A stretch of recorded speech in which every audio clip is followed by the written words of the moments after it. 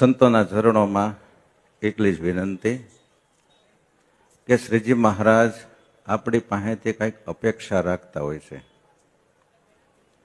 આપણી સાધુતા, આપણા નિયમો એ જો આપણે રાખીએ તો શ્રીજી મહારાજ આપણી પર બહુ પ્રસન્ન થાય છે અને સમાજમાં આપણું કંઈક ચિત્ર હોય છે શાસ્ત્રના અનુરૂપ.